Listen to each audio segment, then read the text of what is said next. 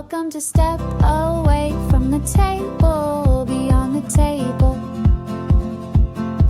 The podcast for pet groomers ready to start their next chapter. Let's explore what's possible when you trade in the grooming table for the freedom of virtual work.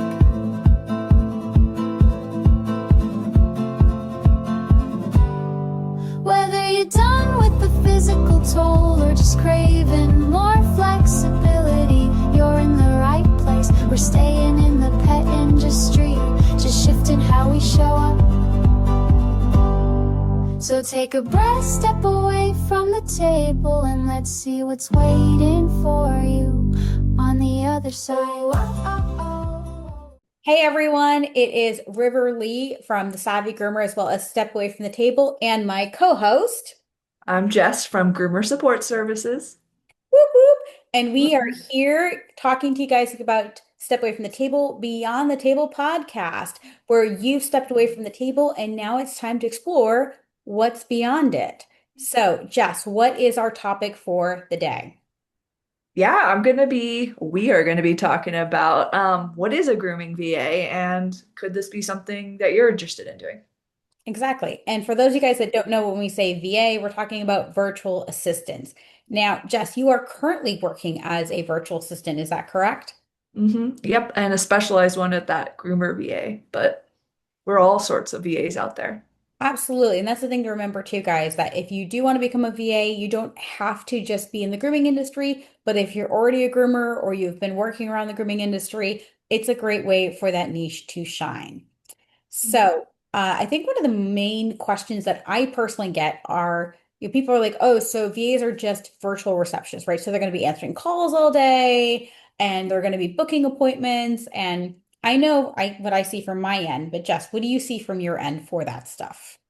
Yeah, I mean, they're not really the same at all. A virtual receptionist is really specific in that they're only answering calls. They work on your business hours. They can be AI. There's such a gamut there. VAs work flexibly. We do a lot of back end tasks, and we really kind of can do anything from A, B, D, A, B, C, D. Reception is very narrow, and VAs very broad.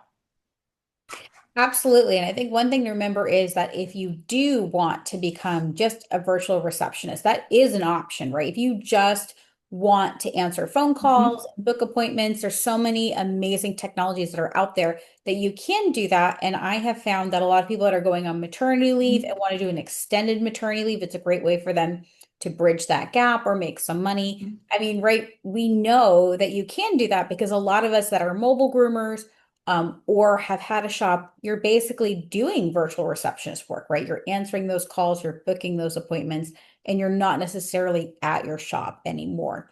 So if that is something you want to do, it is. But I think we forget about all the other things that go into the grooming salon that can be done on the back end. Can you give me some examples just for, I know we don't know what we don't know, but what are some things that people maybe have never considered? Yeah, absolutely. I will lump this into one broad category and we're going to call it back end. There is front facing roles, but I'm going to speak on behalf of the back end, which can be done remotely. And that is support from an admin perspective, specifically looking at grooming business owners, social media help, website help, client communication help, organizing your systems in the back end. If you're using a software system or you're not, a VA can help you transition to that, help you move data, organize data. It's really for the person who just loves organization and helping with the little tasks. It really could be done. If it could be done online and the grooming owner asks for it, typically a VA will be able to do that.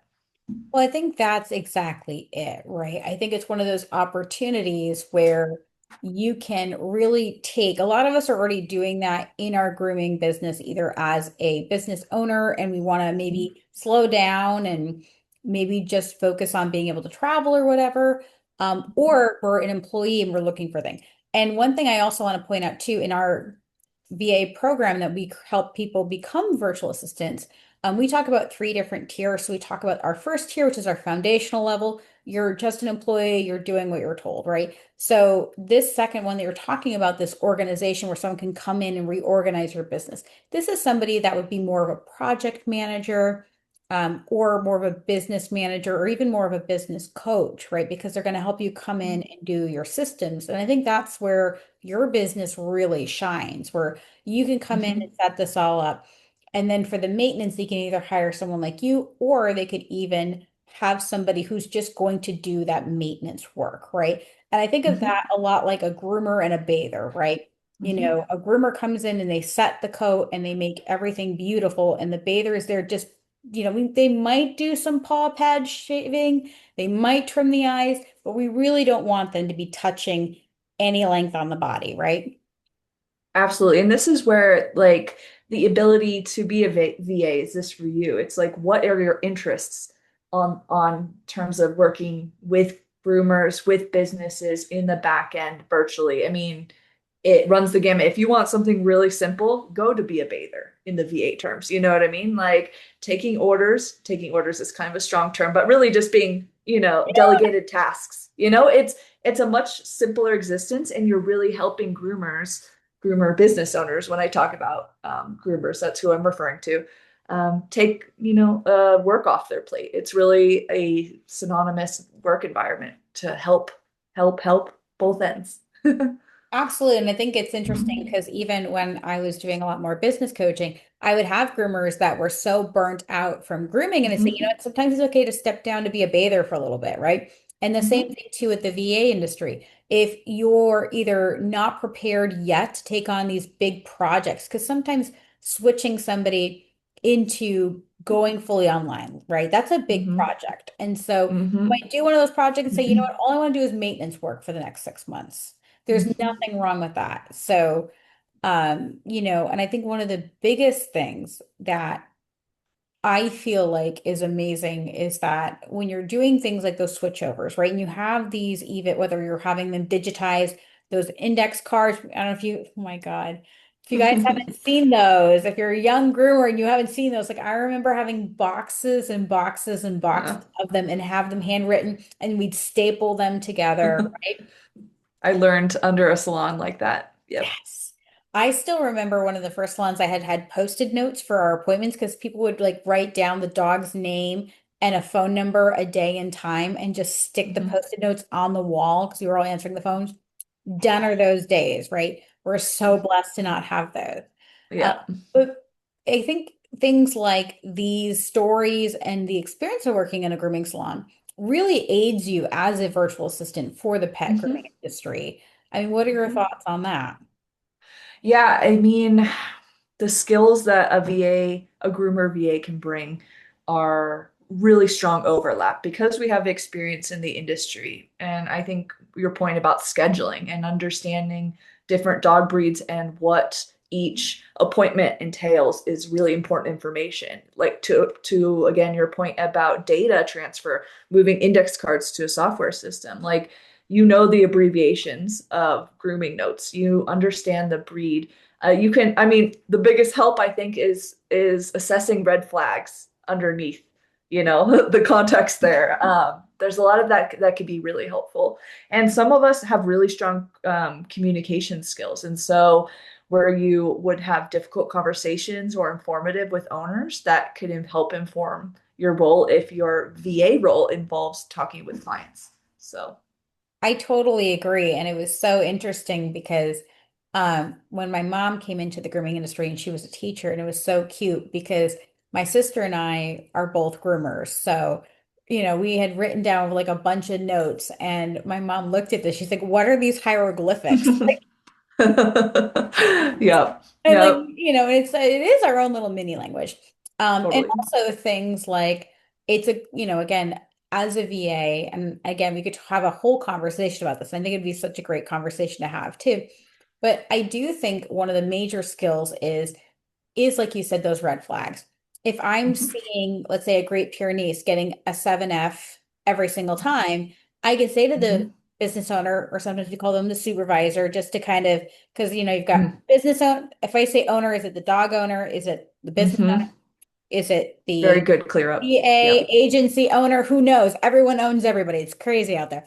No, but it's one of those situations where I can say to them, hey, no, I noticed in our policies that you've given me that we don't shave double-coated dogs, but I'm seeing this Hmm. dog is getting a 7.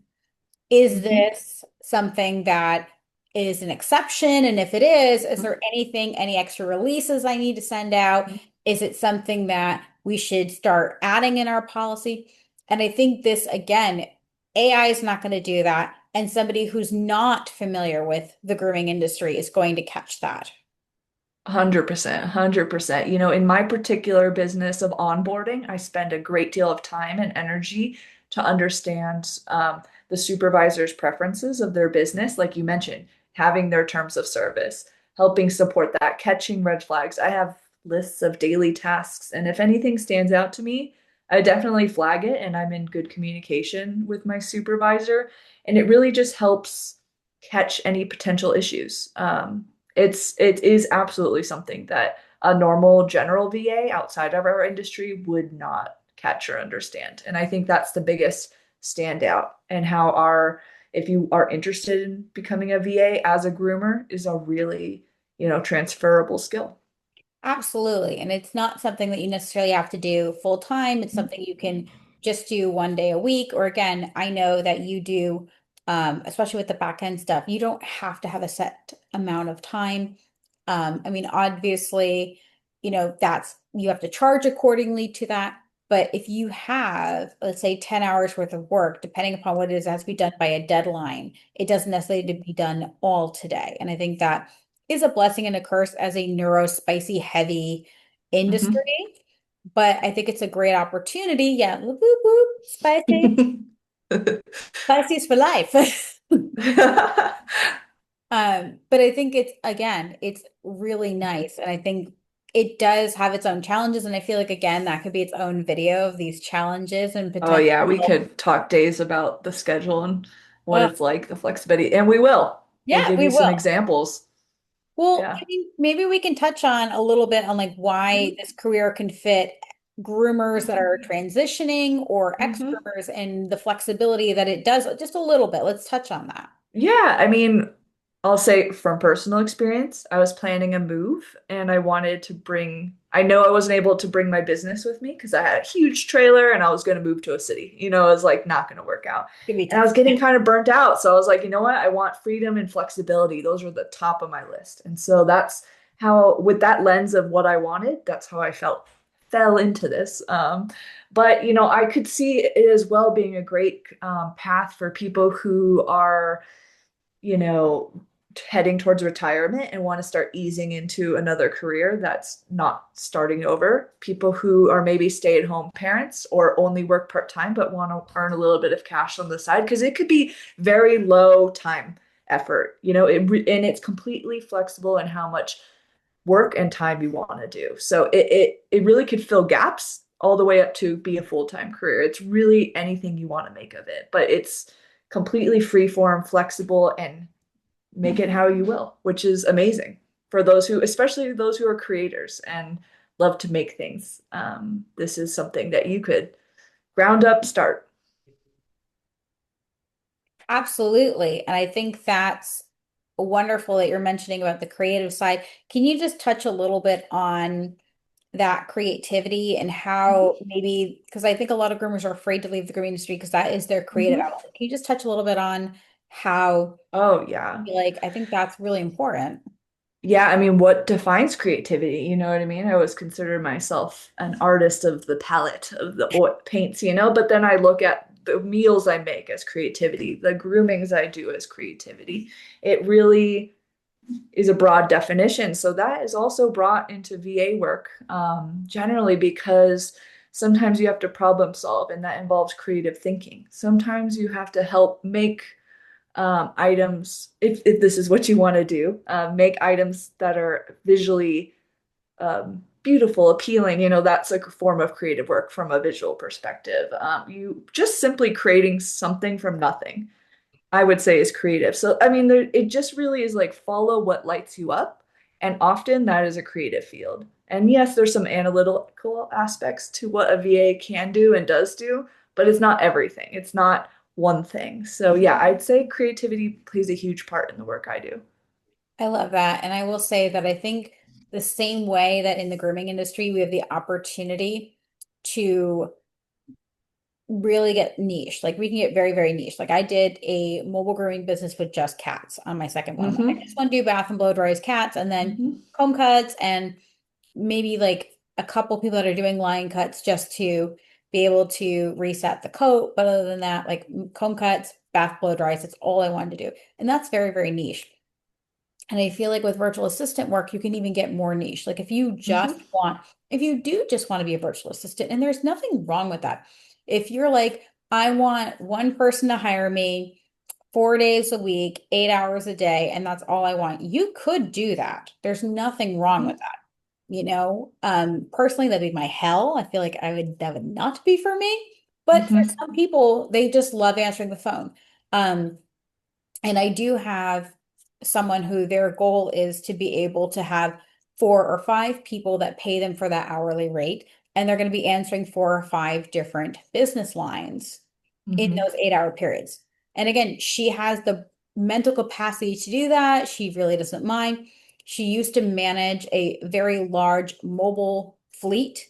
And so for her, she's like, this is actually easier because each number I know has different policies, this and that, versus having 5 or 6 different states where one phone calls being. I'm like, actually, yeah, that does sound a lot easier. Mm-hmm. But again, you can do whatever you want. If you just want to do systems, you can do that. So it's whatever you want to do. And I think that's one of the biggest things about becoming a Mm-hmm. VA and what it could be for someone who decides to move into this industry. Endless. And I would say similarly, like a groomer, continuing education, learning new skills, building upon your skills is always available to you. There's always new technology coming out, um, things shifting. And so I'm always in awe, like looking back weeks, months of how much I've learned. And it's so fun. I've built so many skills and it's very interesting to me. I think that's a great point. I think sometimes when we are afraid to leave the grooming industry, we're going to miss that sense of community. We feel like we're going to miss out on education. But the truth is Mhm. that you're still going to be in the grooming industry. You're not going to lose your community. If anything, your Mhm. community is going to want to pull you closer because, like, ooh, please, like, this is even Mhm. better. Like, come help my business, right? Mhm. And for better or for worse, you're always going to have to learn. And you can learn as much or as little as you want. If you just want to specialize in one grooming software and all you want to do is take people from those index cards and help them get situated into a different software, you can do just that. There's no reason that you have to diversify if you don't want to. So I think that's what's Mhm. wonderful is you can do as many things or you can just do one thing. And Mhm. that's Social media is a big one, you know? yes. I think that's so underrated.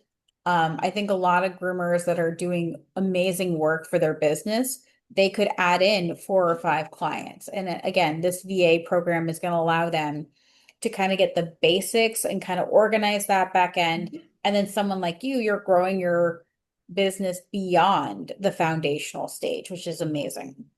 Yeah, I'm a systems nerd through and through. But that's what I love. I love that you're able to see what you do really well and you're growing and you're doing it. And I think that for somebody who is not sure if this could be for them or should be for them, I think it's great to see different people and how different people work. Absolutely. And I just want to add one last comment is you could do this work while you're grooming as well. If you want to toe dip and see if it's for you, you can absolutely do that. It's not so time intensive, and labor intensive and energy intensive that it's going to drain you. You know what I mean? Like figure out what works for you and you could do it on the part-time on the side after hours, whatever. It's not too difficult. No, I think that's great. And I think one thing people forget is that you don't have to jump the shark, right? You don't have to just jump Hmm. like both in, both feet. You Hmm. can just start with one client and see how you like it. And that's something that's not a bad plan. Or, you can start building things up and ramping up and ready to go. there's really no wrong answer. It's just about what you want. I do think we're going to see more groomers transitioning into VA roles because we need them. We need them to step up. We need them to be able to go ahead and have the opportunity to, groomers need more time, right, to groom dogs. And then we need more freedom and flexibility and the income to make those decisions. And I'd love to talk more about, travel as a VA and all the digital nomad stuff. And again, we have promised we will get to those podcasts in the future, guys. No worries. Yes, definitely. So, Jess, if they want to find out more about you and what services you offer, if they are a grooming business owner who maybe wants to hire a VA, what's the best way for them to reach you? Yeah, my brand is Groomer Support Services. You can search my website, just that, at on the socials, and that's where you'll find me. Wonderful. And if you guys are considering becoming a VA, I highly suggest that you check out stepawayfromthetable.com. We are also going to be creating a Facebook group for those members that have joined the program. That way they have a sense of community and support, and we're so excited to be able to take them under our wing. So guys, I want to thank you so much for being here at Step Away from the Table's Beyond the Table, and we hope that this has helped you to consider if being a VA may be for you and understanding more of what it is, right? So thank you guys so much, and you have an amazing day. And as always, guys, happy grooming. Cheers. Thanks for joining me on Step Away from the Table, Beyond the Table. If today's episode sparked something in you, don't forget to follow, share, or leave a review. It helps more groomers like you find their next step. You don't have to do this alone, but you get to do it your way. Until next time, take a deep breath and keep moving forward.